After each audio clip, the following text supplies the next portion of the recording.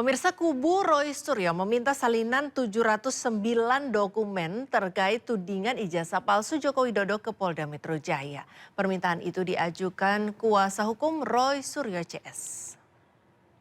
Refli Harun datang ke Polda Metro Jaya pada Kamis pagi. Ia meminta salinan ratusan dokumen milik Universitas Gadjah Mada yang telah diserahkan ke Polda Metro Jaya. Permintaan itu untuk kepentingan perlindungan hak hukum dari Roy Suryo CS yang telah ditetapkan sebagai tersangka. Refli menilai sebagai tersangka Roy Suryo CS berhak mengetahui alat bukti apa saja yang digunakan penyidik untuk menjerat Roy Suryo, Rismon Sianipar dan juga Dr. Tifa sebagai tersangka. Akan ada kaitannya dengan Komisi Informasi Pusat kalau seandainya PPID Polda Metro Jaya tidak tunduk. Jadi dasar dari permohonan ini adalah Undang-Undang Kebebasan Informasi Publik. Jadi ada hak publik untuk meminta informasi publik yang tidak dikecualikan, ya. Jadi kalau dikecualikan ditutup misalnya itu boleh. Tetapi kalau itu informasi umum apalagi ini terkait dengan barang bukti atau alat bukti yang bisa menersangkakan orang, maka tentu justified untuk meminta sebenarnya barang bukti apa sih yang sudah diberikan yang menyebabkan Roy Rismon Tifa ini kemudian ditersangkakan. Menteri Keuangan Purbaya Yudisadewa menyidak salah satu perusahaan baja asal Cina. Perusahaan itu kedapatan mengemplang pajak dengan cara tidak menyetorkan pajak pertambahan nilai atau PPN. Setibanya di salah satu perusahaan industri baja di Kabupaten Tangerang, Banten, Menteri Keuangan Purbaya bersama Dirjen Pajak Bimo Wijayanto langsung mengecek area pabrik baja yang ditengarai mengemplang pajak.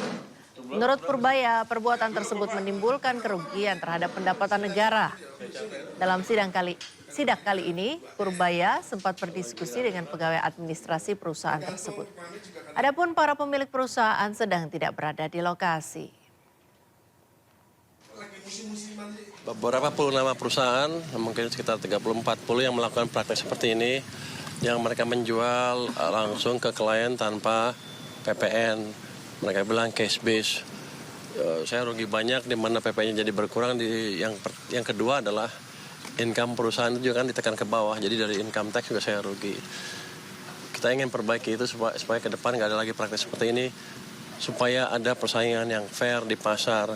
Kalau perusahaan melakukan ini kan harganya lebih murah dibanding perusahaan yang betul-betul menjalankan usahanya sesuai dengan peraturan. Itu nggak fair, seolah kita menghukum orang yang baik. Jadi ini salah satu tindakan yang memberikan sinyal ke para pemain itu jangan melakukan hal seperti ini lagi. Mereka klaim zaman kemarin-kemarin katanya pejabat Indonesia bisa disogok supaya mereka bisa lancar menjalankan bisnisnya. Sekarang saya buktikan kita tidak bisa disogok. Kalau main-main ya kita hajar terus. Tapi tadi kalau pegawai-pegawai sih baik-baik katanya ingin memperbaiki bersama. Saya pikir itu langkah terbaik, semuanya memperbaiki praktek bisnis bersama-sama ke depan. Pemirsa, ramai keluhan penonaktifan kepesertaan BPJS Kesehatan bagi warga kurang mampu yang membuat para pasien tidak memperoleh pengobatan gratis. Terkait hal itu, Humas BPJS Kesehatan menjelaskan Kemensos sedang melakukan pembaruan data supaya tepat sasaran.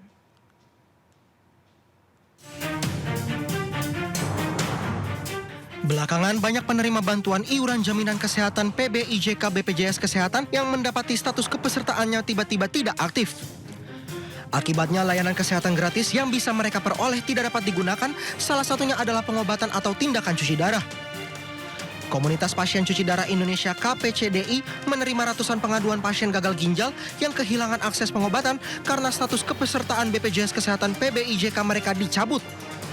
Diketahui kebijakan penonaktifan itu dilandasi surat keputusan Menteri Sosial nomor 3/HUK/2026 yang berlaku per 1 Februari 2026.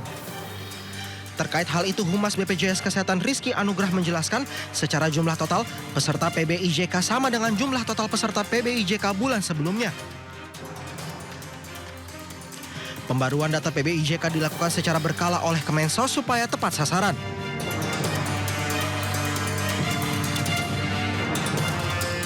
Rizky juga menyebut peserta JKN yang dinonaktifkan bisa mengaktifkan kembali status kepesertaan JKN-nya jika yang bersangkutan memenuhi beberapa kriteria. Menteri Kesehatan Budi Gunadi Sadikin buka suara soal pasien cuci darah yang tidak bisa berobat pakai BPJS. Menkes Budi akan berdiskusi dengan Kemensos dan BPJS mengenai teknis reaktivasi bagi pasien BPJS penyakit kronis. Antara Kementerian Sosial dengan BPJS, cuma saya tidak paham teknisnya seperti apa ya, tapi saya sudah terinformasi, sudah ada diskusi antara BPJS dan Kementerian Sosial. Bisa nanti ditanyakan ke BPJS. Status aktif atau tidaknya kepesertaan BPJS Kesehatan sangat penting diketahui agar peserta tetap bisa mengakses layanan kesehatan tanpa kendala. Berikut beberapa kanal resmi untuk cek status BPJS Kesehatan secara online. Pertama, aplikasi mobile JKN unduh terlebih dahulu di Play Store. Dan setelah berhasil dibuka, lakukan pendaftaran melalui NIK KTP. Setelah berhasil login, pilih info peserta untuk mengetahui apakah BPJS Kesehatan aktif atau tidak. Kedua, WhatsApp BPJS Kesehatan. Pengecekan melalui nomor fitur layanan pendawa di nomor 0811 8165 165. Kemudian ketiga, hubungi call center 165 dari ponsel Anda. Ikuti instruksi dari operator atau pilihan menu yang muncul untuk layanan cek status kepesertaan. Sedikit demi sedikit lama-lama jadi berkah. 11 tahun konsisten mengumpulkan uang koin. Sepasang suami istri di Tuban, Jawa Timur. Akhirnya daftar haji dengan modal 13 kaleng koin receh senilai hampir 60 juta rupiah. Terus lagi story Mbak, gimana? Yang di situ. Dan Mbak tahu. Saja Mbak tahu.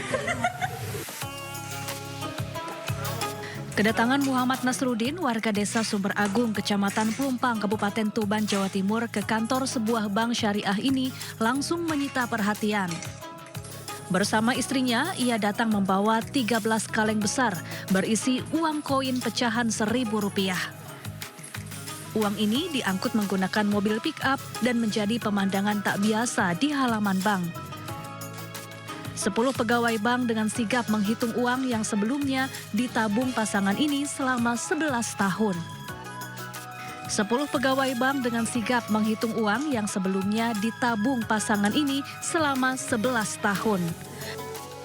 Uang senilai total hampir 60 juta rupiah ini digunakan Nasruddin dan istrinya untuk mendaftar ibadah haji. Ternyata dengan kita menabung sedikit demi sedikit, kita alhamdulillah hari ini bisa mendaftar haji. Tapi itu nabungnya berapa lama, Pak? Nabungnya kurang lebih itu 11 tahun 35 hari ya.